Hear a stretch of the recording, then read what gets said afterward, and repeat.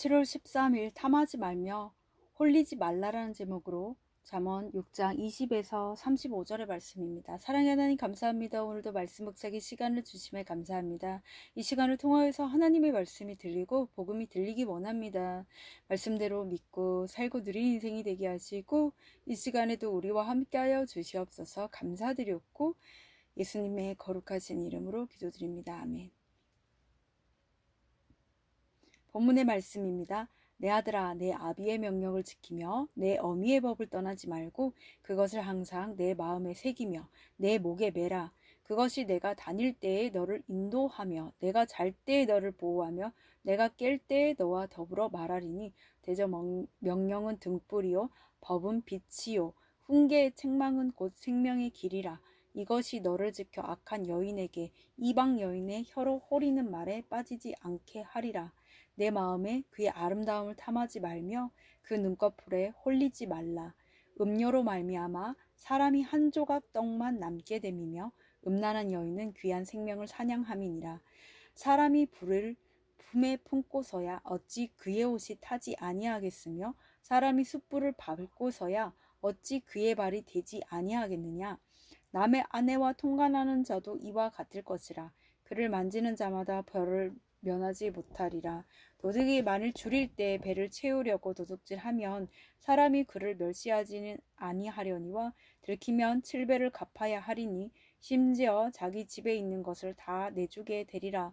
여인과 간음하는 자는 무지한 자라.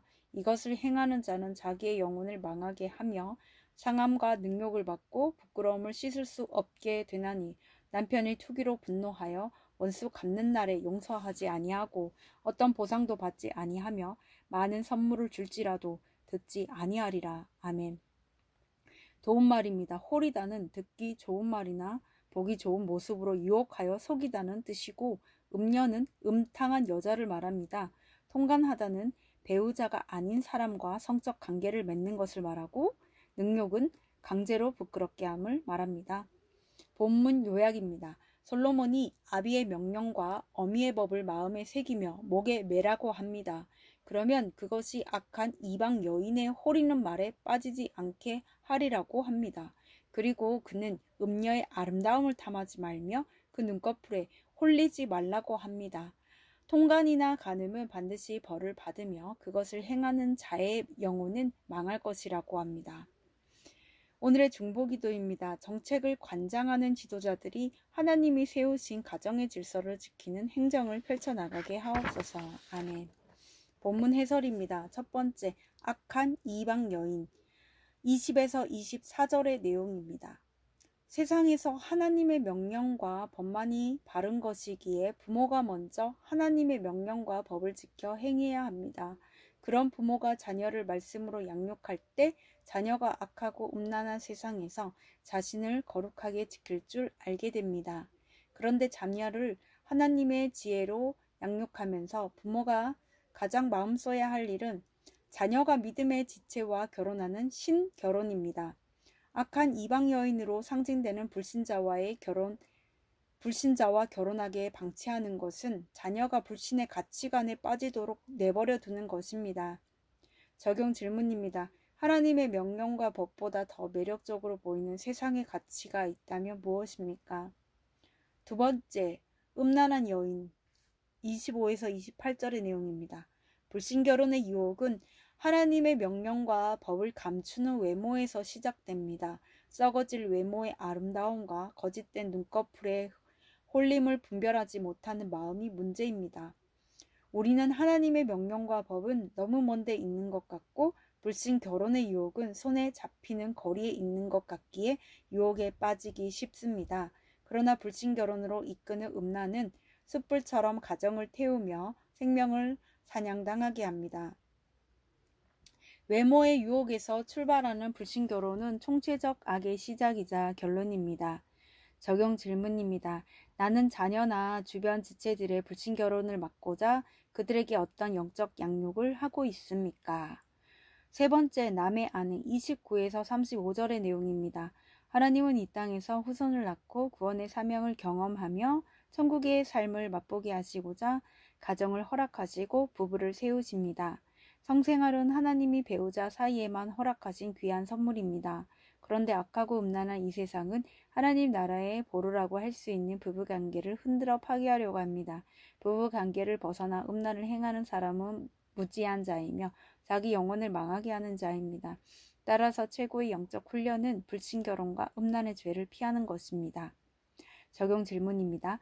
하나님이 미워하시는 음란의 죄로 인해 지금 내가 치르고 있는 대가가 있다면 무엇입니까? 오늘 기도하기는 자녀에게 올바른 영적 명령과 법을 전할 수 있는 부모가 되고 그 명령과 법에 순종하는 자녀가 되게 하옵소서. 화려해 보여 가까이 하고 싶은 세상 외모를 분별하는 마음을 저에게 주옵소서.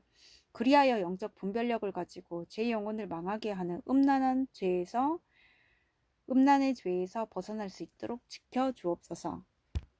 오늘의 중보기도입니다. 정책을 관장하는 지도자들이 하나님이 세우신 가정의 질서를 지키는 행정을 펼쳐나가게 하옵소서. 아멘. 묵상 간증입니다. 동성애는 죄야란 제목으로 김보성님의 말씀 적용글입니다. 저희 부모님은 돈 문제로 많이 다투셨습니다. 그러다 어머니는 빚 문제가 해결되지 않자 사채에 손을 대셨습니다. 당시 청소년이던 저는 어느 날 어머니의 채무 문제로 집에 찾아온 사채업자에게 동성 성폭행을 당했습니다. 이후 마음의 병이 생긴 저는 늘 우울해하며 죽지 못해 겨우 살았습니다. 그래도 그때마다 어릴 적 할머니가 들려주신 성경 말씀이 떠올랐습니다. 하나님의 말씀을 잘 지키고 생명을 소중히 여기라고 알려주신 할머니의 가르침 덕분에 힘들어도 교회 공동체를 떠나지 않을 수 있었습니다. 하지만 저는 성폭행을 당한 뒤로 나는 어쩔 수 없다며 동성애 문화에 급속도로 빠져들었습니다. 그리고 잘생기고 멋진 친구들만 보면 사귀어보고 싶다는 생각이 들었고 음란의 마음을 품고 다녔습니다. 그러다 저는 교회에서 한 청년을 매우 좋아하게 되면서 그를 여러 모양으로 괴롭혔습니다. 처음에 친구로 다가왔던 그는 제가 다른 남자들과 다름을 느끼고 저와 멀어졌습니다. 그 후 저는 교회를 떠나 방황하면서 줄인 배를 채우듯 계속해서 동성애로 저의 외로움과 허전함을 채웠습니다. 그러다 직장 동료의 인도로 큐티하는 공동체에 속하게 되었습니다. 그리고 그곳에서 지체들의 끝없는 사랑과 권면을 받으며 동성애가 죄임을 깨닫고 회개할 수 있었습니다. 또한 하나님이 공동체를 통해 동성애는 죄라고 강하게 훈계하시고 알려주셔서 저는 제 깊은 상처와 사망의 수렁에서 건짐을 받았습니다. 지금은 공동체에서 저의 이 수치와 죄를 나누며 예전에 저처럼 어려움에 있는 지체들의 이야기를 듣고 공감해주고 있습니다. 처음에는 훈계와 책망의 말을 듣기 어려웠지만 그 속에 담긴 하나님의 말씀과 마음과 생각을 깨닫게 되어 공동체에 잘 속해가고 있습니다. 이제는 주께 받은 그 사랑을 청년부 지체들과 함께 나누며 감사함으로 살아가길 소망합니다. 이분에 적용하기는 동성애 문제로 힘들어하는 지체들의 이야기를 정죄하지 않고 안타까운 마음으로 듣겠습니다. 훈계와 책망의 말을 들을 때 감정이 앞서지 않도록 그날 묵상한 말씀을 다시 한번 읽어보겠습니다. 입니다.